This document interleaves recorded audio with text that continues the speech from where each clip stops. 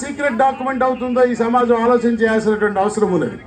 మరంటే ఈ రాష్ట్రంలో సమాచార హక్కు చట్టం అమల్లో లేదా? ఈ రాష్ట్రానికి భారత రాజ్యాంగంలో ప్రత్యేకమైన ప్రివిలేజ్లు ఏమైనా ఇచ్చారా? ఉన్న ప్రత్యేక ప్రివిలేజ్లే జమ్మూ కాశ్మీర్లో తీసేస్తే ఈ రాష్ట్రానికి ఏమైనా కొత్త ప్రత్యేకమైన ప్రివిలేజ్లు ఇచ్చేదా అని ఆలోచన చేయాల్సినటువంటి అవసరం ఉన్నది. ఇక డిఏ 6 నెలలకు ఒకసారి పెరిగే ధరల సూచి ఆధారంగా పెంచే మా డిఏ, అదేదో ఆ డిఏ కొత్తగా ఆంధ్రప్రదేశ్ రాష్ట్రంలో వైసీపీ అనేటువంటి పార్టీ పుట్టిన తర్వాత, ఆ పార్టీ అధికారంలోకి వచ్చిన తర్వాత మాత్రమే రూపకల్పన చేసినట్టుగా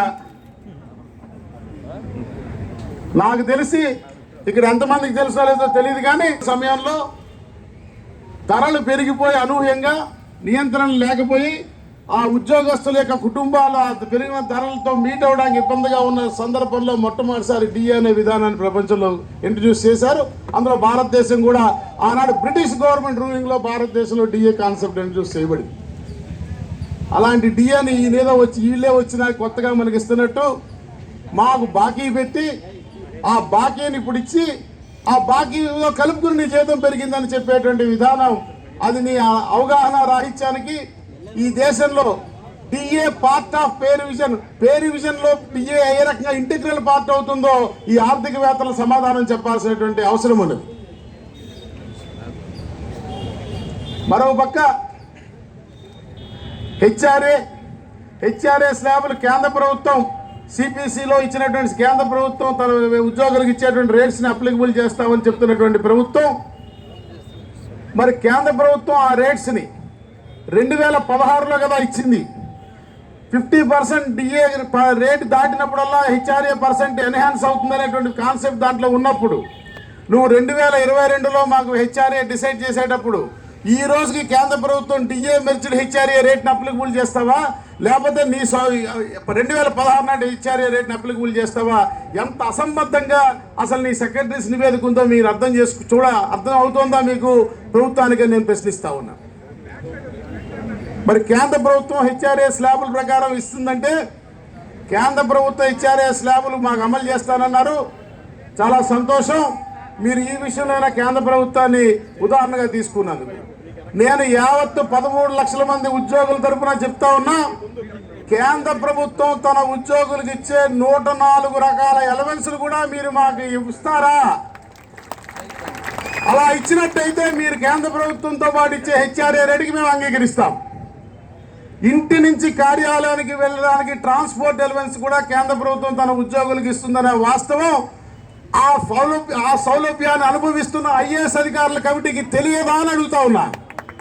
వారు అనుభవిస్తున్న సౌలభ్యం, వారు తీసుకుంటున్నటువంటి ఎలవెన్స్ మాకు నిరాకరించమని వారు సూచిస్తే దానిని ఒప్పుకునేదానికి నీ రాజకీయ విజ్ఞత ఏమైందని అడుగుతా ఉన్నా ఈ పాలకుల్ని.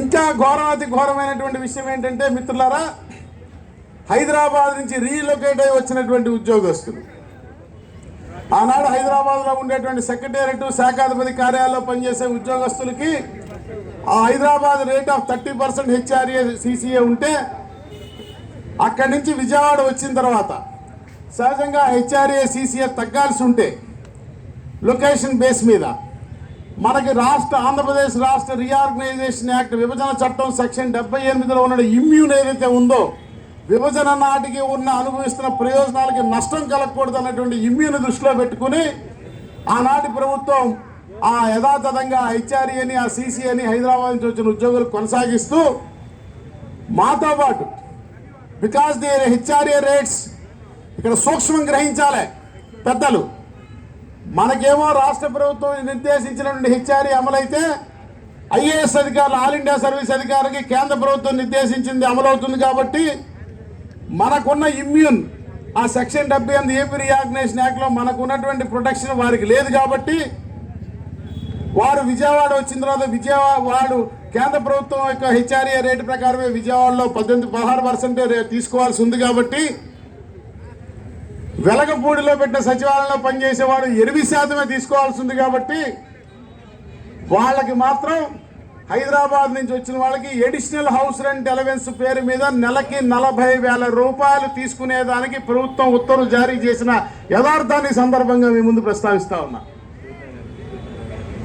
వారు నెలకి 40,000 రూపాయలు హైదరాబాద్ నుంచి వచ్చిన కారణంగా additional house rent allowance draw చేసుకుంటూ హైదరాబాద్ నుంచి వచ్చిన ఉద్యోగస్తులకి ఎవరికైతే చట్టపరమైనటువంటి ఇమ్యూన్ ప్రొటెక్షన్ ఉందో వారికి మాత్రం హెచ్ఆర్ఏ తగ్గించేయండి, సీసీఏ తీసేయమని రికమెండ్ చేస్తే వాడి బుద్ధి ఏమైంది, అంగీకరించడానికి నీ బుద్ధి ఏమైందని నేను ప్రశ్నిస్తా ఉన్నా.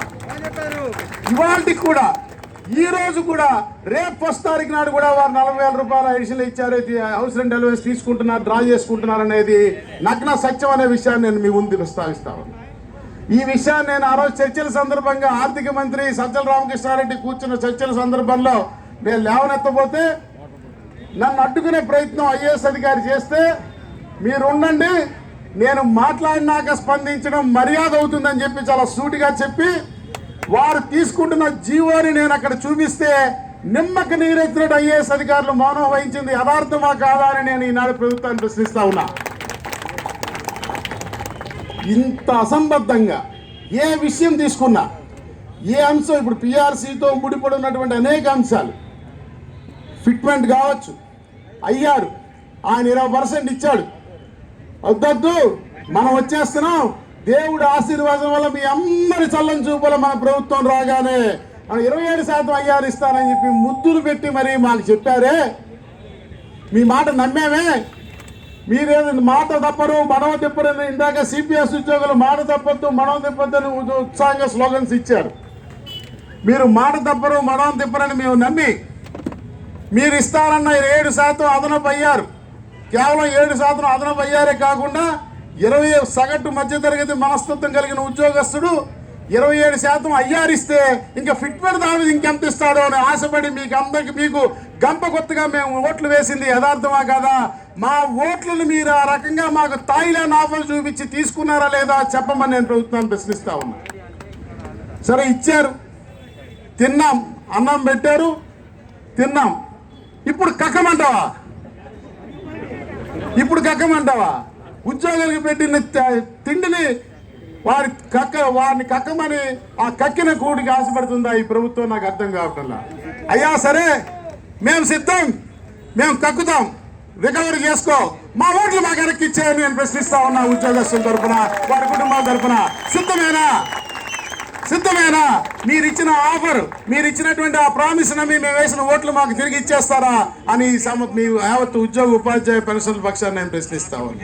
ఇందులో ప్రభుత్వం నిర్ణయం చేసేటప్పుడు అసలు నాకైతే అర్థం కావటంలా. నేను మొదటి రోజు మాట్లాడినప్పుడు కూడా చెప్పాను, ప్రభుత్వాన్ని విమర్శించడం, రాజకీయ విమర్శలు చేయడం ఉద్యోగస్తుడిగా నేను పెద్దగా ఇష్టపడను. సహజంగా నేను ఒక ఫ్రేమ్, నేను ఒక స్వీయ నియంత్రణ పెట్టుకుని ఒక ఫ్రేమ్లోనే నేను ప్రవర్తిస్తాను. ఎప్పుడు కూడా ఒక ఇంచు కూడా ముందుకి వెనక్కి మాట్లాడు. అటువంటిది ఈనాడు ఈ రకంగా మాట్లాడాల్సిన అనివార్య పరిస్థితి ప్రభుత్వం కల్పించింది.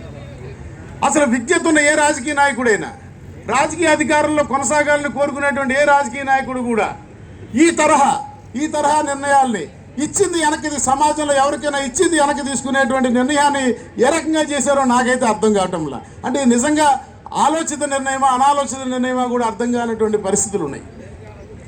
ఈ రకంగా మాకు రికవరీలు పెడతానంటారు, మరో పక్క మీరేమో రకరకాల పథకాలు అంటారు. ఈ ఉన్నటువంటి ఉద్యోగ ఉపాధ్యాయ పెన్షన్లు కోరుతున్నటువంటి వాస్తవ పరిస్థితులు ఏమున్నాయి? అలాగే ఇంకా మాకు ఇళ్ల స్థలాలు ఇస్తానన్నారు.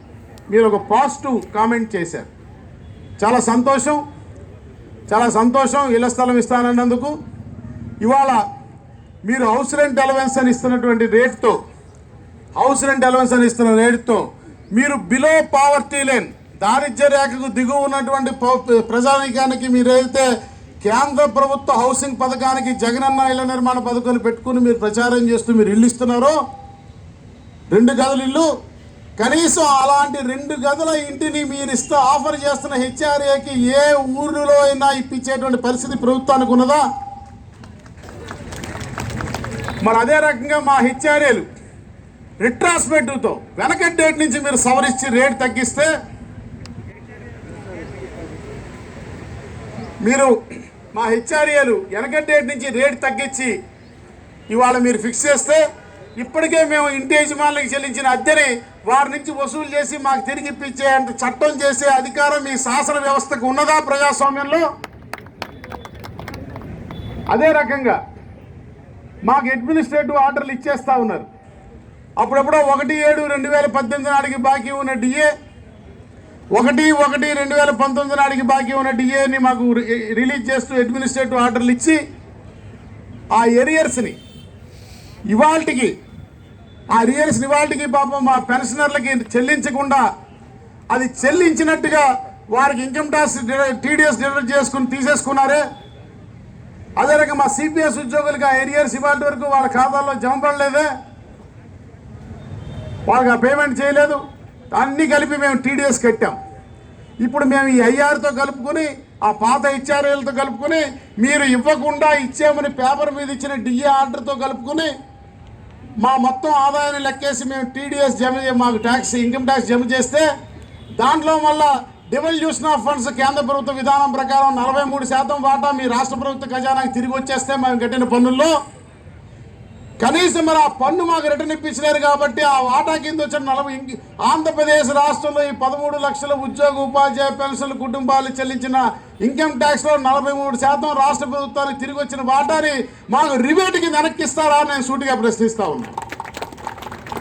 అంటే మీ నియంత్రణలో లేనటువంటి అంశాలు ఈ రకంగా ఒక అయోమయానికి మీరు రౌండ్ ఈ కార్యాచరణకి తొలి అంకంగా జరిగినటువంటి రౌండ్ టేబుల్ సమావేశంలో 91 వృద్ధుడు పెన్షనర్ రిటైర్డ్ ఉద్యోగి వచ్చి ఆ రౌండ్ టేబుల్ సమావేశంలో పాల్గొని ఇచ్చిన ఉద్రేకపూరితమైన ఆయన చెప్పిన 4 మాటలు ఆశ చూసుంటారని నేను అనుకుంటా ఉన్నా. నాకు 91 ఏళ్ళు కాదు, నేను 19 ఏళ్ళ యువకుడిని అన్నాడు ఆయన. సో ఈనాడు ఈ రాష్ట్రంలో ఉన్నటువంటి పెన్షనర్లు అందరూ కూడా నేను చెప్పాను, బాబు ఉద్యోగులు ఇంకా 4 రోజుల మధ్య మర్చిపోతారేమో నువ్వేనా అన్యాయం చేసినా, వాళ్ళ రోజువారీ దైనందిక కార్యక్రమంలో పడినాక దీని గురించి కొంత మరుపు వస్తుందేమో, కానీ ఈ ఏజ్లో పెన్షనర్లు మర్చిపోరు. ఎందుకంటే వయసు రీత్యా ఎక్కడ అల్జీమర్స్ వచ్చి మర్చిపోతామేమో అని రోజు జ్ఞాపకం చేసుకుంటారు నువ్వు చేసిన అన్యాయాన్ని అని చెప్పా. జ్ఞాపకం చేసుకుని ఇద్దరికి మాత్రం చెప్తారు ప్రతిరోజు, అడిగినోడికి అని చెప్పారు. ఇలాగే ఎవరో ఆర్థిక సంస్కర్తల పేరు మీద అప్పుడులో చంద్రబాబు నాయుడు గారి ప్రభుత్వంలో ఎక్కువ ఎర్రతోలతో ఉండి నల్లకోటులు వేసుకుని వచ్చేవాళ్ళని చూస్తుండేవాళ్ళం సెక్రటేరియట్లో. ఫారినర్స్ విదేశీయుల నుంచి ఎర్రతోలు నల్లకోటు. ఆ ఎర్రతోలు నల్లకోటు వాళ్ళు ఎవరో వచ్చి చెప్పారని అప్పుడు కూడా చంద్రబాబు నాయుడు ఉమ్మడి ఆంధ్రప్రదేశ్ రాష్ట్రంలో పెన్షనర్లకి డిఏ ఇవ్వనని ఆపేశాడు. మీకు గుర్తుండే ఉంటుంది, గుర్తుంది కదా. అది ఏమని ఆనాడు కూడా నేను జేఏసీలో ఉన్నా. ఆనాడు AP NGOs, Telangana NGOs, PRTU, STU నాయకత్వంతో కూడిన జేఏసీకి నేను రాష్ట్ర కోశాధికారిని. G Purnachandrarao, Swaminathan, PRTU Mohan Reddy, STU Subbareddy, మార్పు బాలకృష్ణ గారు కర్ర పట్టుకుని వస్తే ఏపీ ఎన్జిఓకి ఆ ముసలాన్ని నేనే చేయబట్టుకుని ఆ ఏపీ ఎన్జిఓలో మెట్లెక్కించి పైకి తీసుకెళ్లే రోజులు ఇంకా నా మైండ్లో గుర్తున్నాయి. మేమందరం కలిసి చెప్పాం, సార్ పెన్షనర్లతో పెట్టుకుంటున్నారు, ఉద్యోగులతో పెట్టుకున్నా ఏమన్నా బయటపడే అవకాశం కాస్తో కూస్తో ఉంటుందేమో, కానీ పెన్షనర్లకు గెలికినోడు బాగుపడిన దాఖలా లేదని చాలా స్పష్టంగా చెప్పాం. ఏం కాదు, నేను ప్రతిపక్షంలో కూర్చుంటాను కానీ పెన్షన్లు డిఏ ఇవ్వను అన్నాడు. తర్వాత ఇచ్చాడు, ఇవ్వాల్సి వచ్చింది.